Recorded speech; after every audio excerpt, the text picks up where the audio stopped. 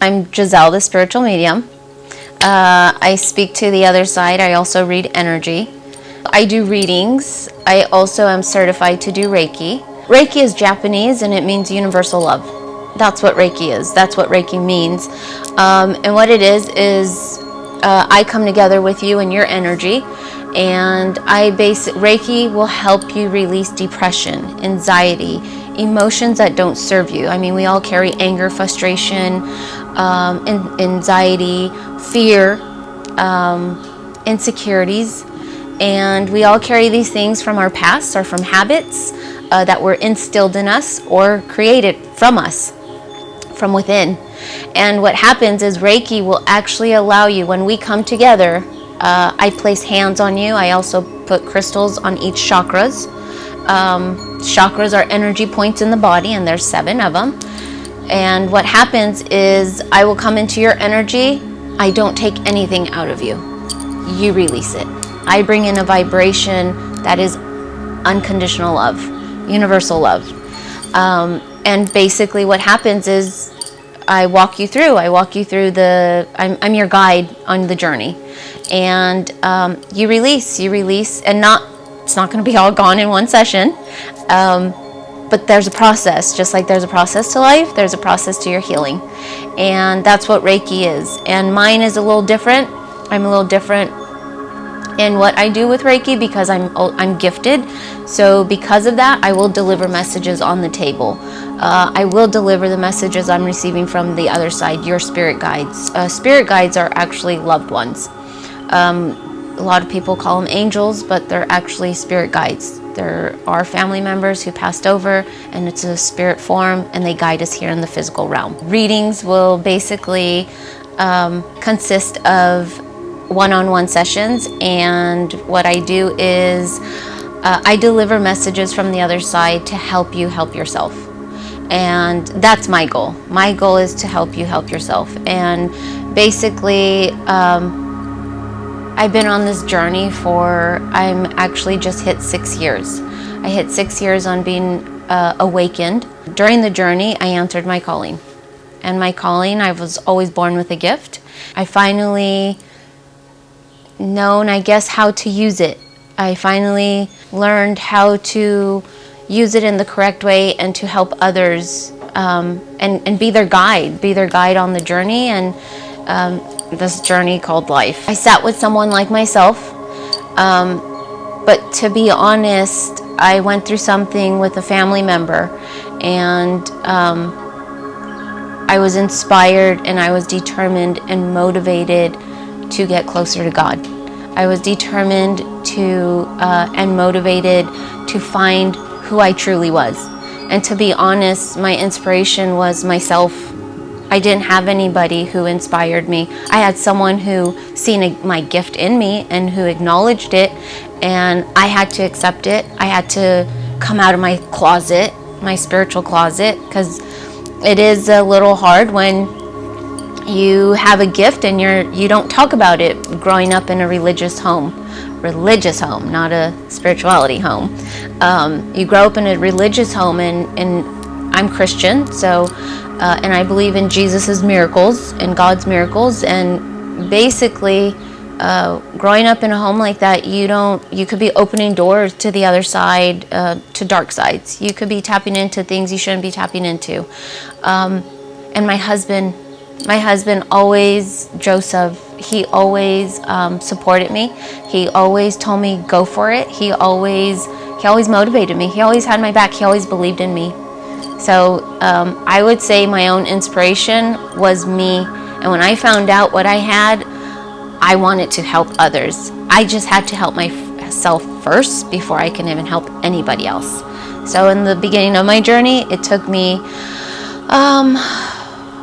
I want to say 3 years. It took me 3 years to actually help myself to get aligned, to work on self-love, to work on my confidence, because I was confident, but I was conceited confident. I wasn't confident in God. I was confident in myself, and that's not a right way to be confident. In the conceited way, in the cocky way. You should be confident in God, to be confident in yourself, to actually start moving things, and things will move. You do conquer things. You do conquer the mountains that you create in front of you. But yeah, that was my inspiration, was myself wanting new. And I knew that going through this thing in my time of my life, when I went through this thing, I had to seek within.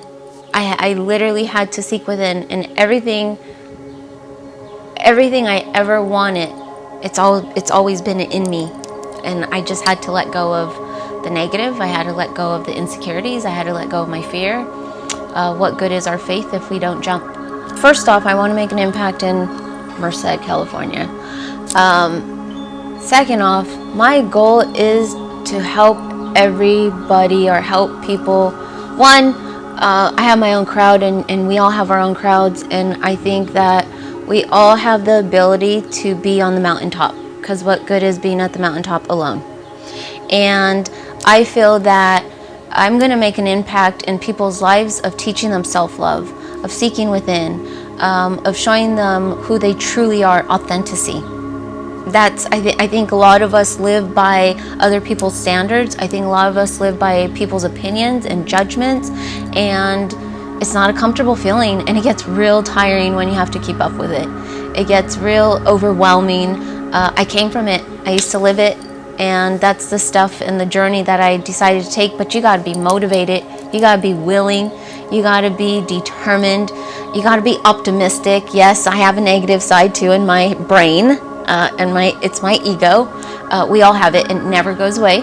But here's the thing: is when you can lower the ego and listen to that gut feeling, when you can lower the ego and silence the mind and listen to the voice of God, or your higher self, that's when I think that we start making a difference. And if I can help people tap into that energy within them, love, they have love within us, within themselves. So, I mean, who doesn't want to experience love? Who doesn't want to be loved?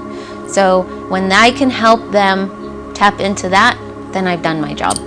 Then I've answered my calling. Then my mission is getting complete, I guess you can say. But that's basically what I want to do here in my town or my city first, because I'm well known in other cities. And before I start getting out into other cities, I want to make an impact here, and I want to be able to help people. And it's not about fame. It's not about getting known. It's about love. It's about coming together. It's about unity. It's about us being together. It's not about competition. We shouldn't be competing against each other. Like I said, we should be going and empowering each other to the mountaintop. Love and light. I'll go back to God, because God is basically it's an energy force. I connect to Him as a him. God is not a female. God's not a him. A he, male, whatever the hell you want to call it. But God is an energy force. God is a creator. And I always say love and light because, one, love. I actually got this phrase when I did the ayahuasca. And when I did the ayahuasca, it was like so many people from around the world came together as one. And all we wanted to do was show each other love and light. And when I felt that vibration, that energy, that the vibe between all of us, males from different not authenticities, like Hispanic nationalities, when you feel that with different males and females, and without being like, oh, he's looking at me, or she's doing this, or no, it doesn't matter. It's love and light. And when I did that, I wanted to carry that on. I wanted to spread it because the way it made me feel. I wanted to tell everybody love and light. So yeah, I say it quite often. I also say I love you, because I love you. People think that we should only be saying it to the ones we love, or we should only be saying it to the ones that are family and close friends. Reality, we are all family. Reality, we are all brothers and sisters if we all came from one source. And that's what I believe, and that's what I think that we should come back to, is becoming one love. Doesn't Bob Marley say that? Yeah, so that's what I think, but mine is love and light. So that's where I get love and light from. and it's to spread love and light. I know we're all going through this whole like coronavirus thing, which is bringing the energy of anxiousness, of fear, of overwhelming, of being inside, being teachers for our children, yelling, being moms, just frustration.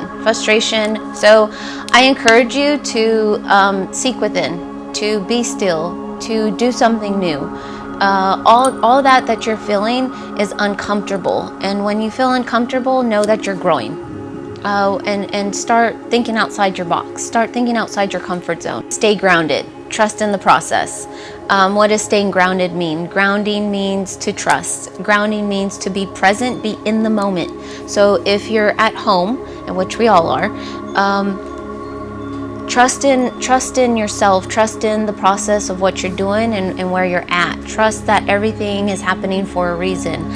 And if you can, stay off social media or watching the news, because all that's going to do is pump fear into you. And remember, if you are a child of God, which means you're a child of light, and you walk by faith, not by fear.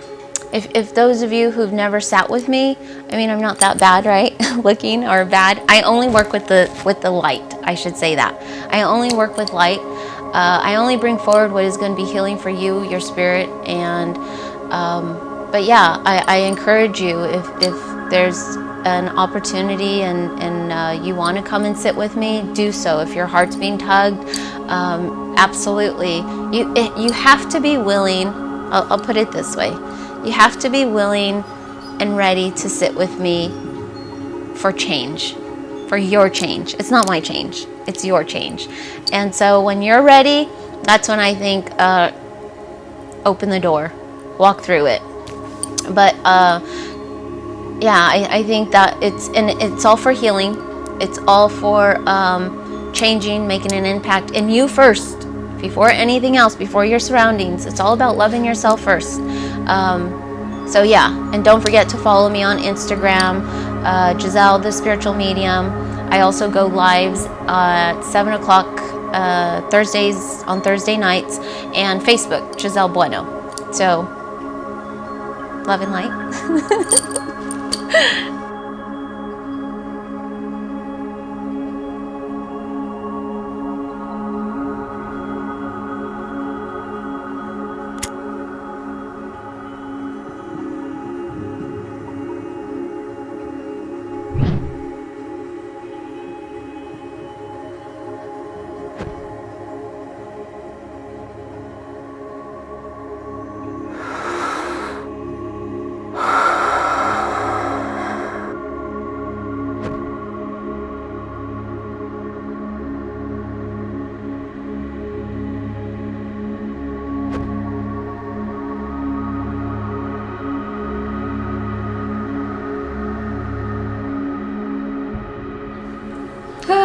Time out. Cut.